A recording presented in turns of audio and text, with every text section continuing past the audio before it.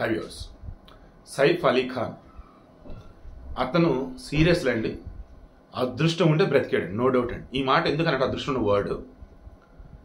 అతనికి అసలు మొన్న ప్రమాదం ఎలా జరిగింది, కత్తిపోట్లు ఎలా దిగబడ్డాయి ఏంటన్నప్పుడు గణేష్ గోల్డ్ తాకట్టులో ఉన్న బంగారాన్ని విడిపించి కొనబడును. సంప్రదించండి 9966561144. ఏ నాని అంటారు కదా ఆయా ఉన్నటువంటి వాళ్ళు. పెద్దోడు తైమూర్ అలీ ఖాన్, అతని దగ్గర ఒక ఆయా, ఆ పిల్లడు ఒక రూమ్ అంట. బొడ్డోడు జహంగీర్ అలీ ఖాన్, దెన్ జై అంటారట అతన్ని, దెన్ అతని దగ్గర ఒక ఆయా. ఫస్ట్ ఆ జ్వరబడ్డవాడు ఉన్నాడు కదా దొంగ, వాడు ఆ ఇంట్లోకి ఫైర్ ఎగ్జిట్ వచ్చాడు. 11వ అంతస్తులు వీళ్ళు ఉన్నారు. దెన్ వాష్రూమ్లో లైట్ వెలుగుతూ ఉంది. ఇది ఎవరు గమనించారు? ఈ బుట్ట పిల్లడు ఉన్నాడు కదా జై, అతని ఇంట్లో ఉన్నటువంటి ఆయా గమనించింది. సో లైట్ వెలుగుతుంటే కరీనా కపూర్ వచ్చారేమో ఆ వాష్రూమ్లో, దెన్ అని చెప్పి అనుకున్నట్టు. లైట్ అలాగే ఉండేటప్పటికి డౌట్ వచ్చి ఎవరు ఏంటని చెప్పేసి వెళ్ళిందంట. దెన్ ఇంకా వాడు ఈమె అరవద్దు అన్నట్టు ఇది చేయబోతుంటే ఇక ఆమె వచ్చేసి పెనుగులాట ఇచ్చేస్తున్న మూమెంట్లో ఇక అక్కడి నుంచి ఆ పిల్లోడిని తీసుకుని, బుట్ట పిల్లోడిని, పెద్దోడు తైమూర్ ఉన్నాడు కదా వాళ్ళ రూమ్కి వెళ్ళిందట. ఈలోపు వీడు వచ్చేసి ఈకి ఏమైనా ఎమ్మడించడం కావచ్చు, వీడు అక్కడి నుంచి పారిపట్టడం కావచ్చు, మొత్తం ఏదో ట్రై చేయబోతున్న మూమెంట్లో మరలా వీళ్ళ దగ్గర వస్తానని గమనించాం.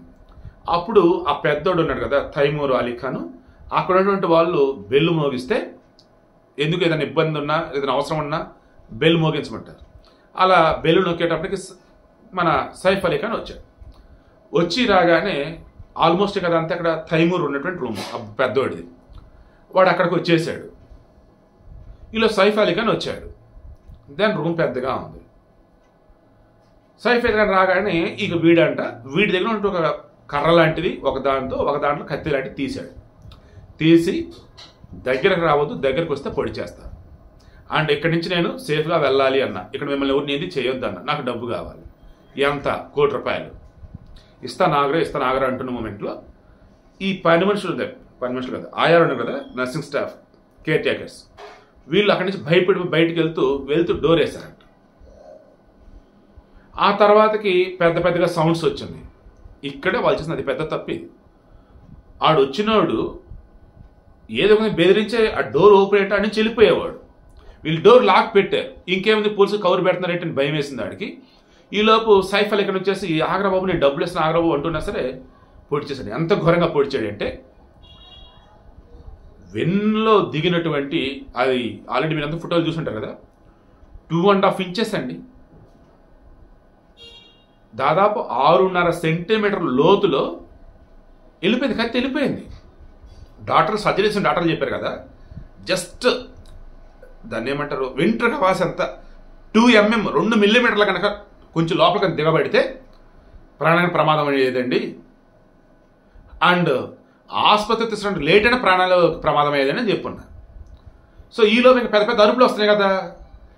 అలా వీడు ఎంటర్ అయ్యి కనిపించినప్పటి నుంచి వాడు బయటికి వెళ్ళేంత వరకు మొత్తం అరగంట జరిగింది. ఈ అరగంటలో వాళ్ళు గొడవ పడతాం కావచ్చు, వీళ్ళు పిల్లల్ని తీసుకొని నానీళ్ళు పైకి వెళ్ళటం కానీ, ఈలోపు సైఫ్ అలీ ఖాన్ తోటితో మాట్లాడతాం కానీ, ఈలోపు వాడు వచ్చి దాడి చేయడం కానీ అరగంట బట్టి దాని మొత్తమే.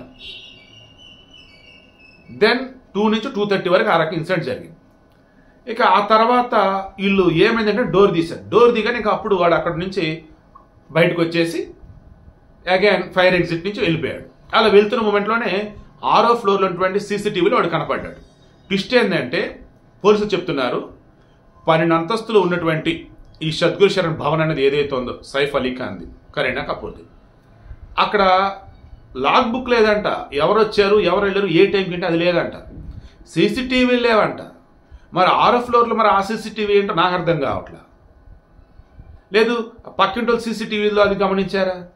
అసలు ఎన్ని కన్ఫ్యూజన్లు ఉన్నాయంటే ఇక్కడ మార్నింగ్ వచ్చి వాడిని పట్టుకున్నారు అని చెప్పేసి అంతా న్యూస్ ఇచ్చారు, నేను కూడా న్యూస్ ఇచ్చాను. అగైన్ ఇప్పుడు క్రాస్ చెక్ కొద్దిసేపు క్రితం లేదు అట్లా పట్టుకోలేదు పోలీసులు అంటా ఉన్నారు. అంటే వాడిని పట్టుకొని వేరే చోట ఇంట్రాగేషన్ చేస్తూ అతను వాడిని చంపేస్తారా, లేదు వాడు నిజంగా దొరకలేదా, వేరే అమాయకుని పట్టుకున్నారా, అసలు ఎవరిని పట్టుకోలేదు అంటున్నారు మళ్ళీ ఇప్పుడు. సో క్లారిటీ చెప్తాను చూడండి. వాడు ఆ ఇన్సిడెంట్ జరిగిన తర్వాత వెళ్ళిపోయాడు. ఈలోపు వీళ్ళు పోలీసు కంప్లైంట్ ఇచ్చారు. దెన్ వాళ్ళ అబ్బాయి ఇబ్రహీం వచ్చాడు. చూసి నాన్ననే ఆసుపత్రి పట్టుకెళ్ళాలి. అంబులెన్స్ ఫోన్ చేసినా అది వచ్చేసరికి టైం పట్టింది. అండ్ గ్యారేజ్లో వచ్చేసి కారులన్నీ ఆ షెడ్ తీసి కారు బయట తీసుకొచ్చినా టైం పట్టింది. అసలు ఫ్రాక్షన్ ఆఫ్ సెకండ్స్ అంట. ఏది వాళ్ళ అబ్బాయి ఇబ్రహీం ముందు భార్యకు పుట్టాడు, ఇబ్రహీం అండ్ సారా అలీ ఖాన్.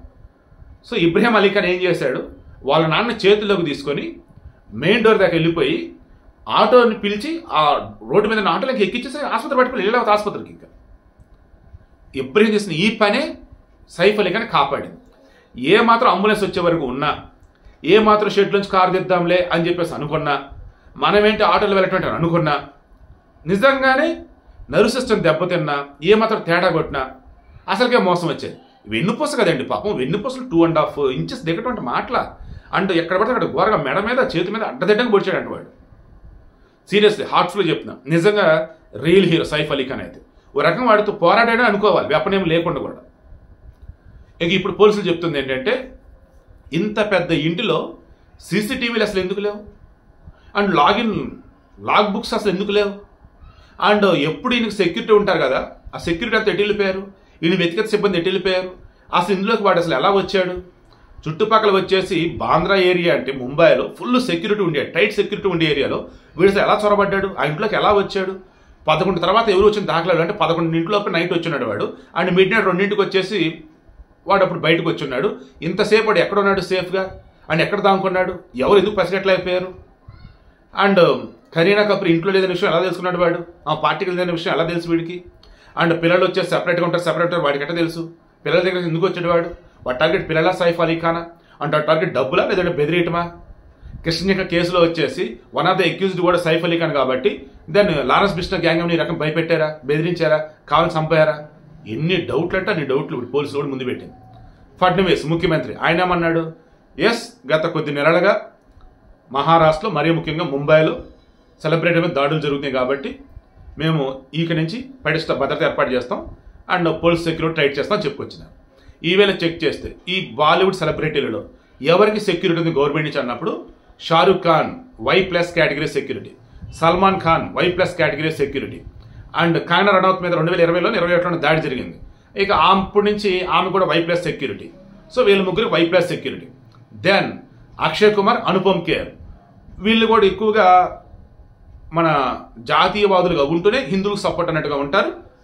హైందవ ధర్మాన్ని మేము కట్టుబడి ఉన్నట్టుగా రకరకాల వాళ్ళు ఎలివేట్ చేస్తుంటారు. దెన్ వాళ్ళు కూడా థ్రెటనింగ్ కాల్స్ రావడం, కొన్నిసార్లు వేరే విధంగా ఇబ్బంది పడటం జరిగింది. అప్పటి నుంచి వాళ్ళు కూడా వాళ్ళకి Y+, వీళ్ళకి X+ కేటగిరీ వీళ్ళకి. సో సెక్యూరిటీ ఉంది. ఇప్పుడు ఇక సైఫ్ అలీ ఖాన్ ఖచ్చితంగా సెక్యూరిటీ ఇస్తారు. ఎందుకంటే వచ్చిన వాడు ఏదైనా గ్యాంగ్స్టర్ మాఫియా డాన్ల నుంచి లైక్ కావేలో వచ్చినాడా, నిజంగా దొంగతనం కోసం వచ్చినాడా, దొంగతనం కోసం వచ్చి ఎంత దారుణంగా చేస్తాడా, మళ్ళీ ఒక్కడు మరలు ఇంకొక ట్విస్ట్, ఒక్కడిగా ఇద్దరని అంటున్నారు మరలా. అండ్ ఈ అపార్ట్మెంట్లో పైన ఫ్లోరింగ్ ఏదో వర్క్ నడుస్తుందంట, దానిలో బ్యాచ్ అయ్యి ఉండొచ్చు, అదొకటి. చాలా డౌట్స్ అండి. ఈవిడ మెయిన్ ఇంటెన్షన్ ఏదైనా ఇన్సిడెంట్ జరిగినప్పుడు ఫ్రాక్షన్ ఆఫ్ సెకండ్స్లో ఆలోచించగలిగి అక్కడ ఉన్నటువంటి కాపాడగలిగినతే చాలు వాళ్ళు బతికేస్తారు. మళ్ళీ చెప్తున్నా, ఏదైనా ఇన్సిడెంట్ జరిగింది, ప్రమాదం జరిగింది, ఫ్రాక్షన్ ఆఫ్ సెకండ్స్లో ఆలోచించగలిగి నెక్స్ట్ స్టెప్ ఏంటంటే కరెక్ట్గా తీసుకోగలిగితే మాత్రం మనం బ్రతికించుకోవచ్చు మన మనుషుల్ని అన్నది నాకు చెప్పడం ఉద్దేశం. ఆవల ఇబ్రహీం చాలా తెలివిగా ఆలోచించాడు, వాళ్ళ నాన్న కాపాడుకున్నాడు, అందులో మాత్రం నో డౌట్.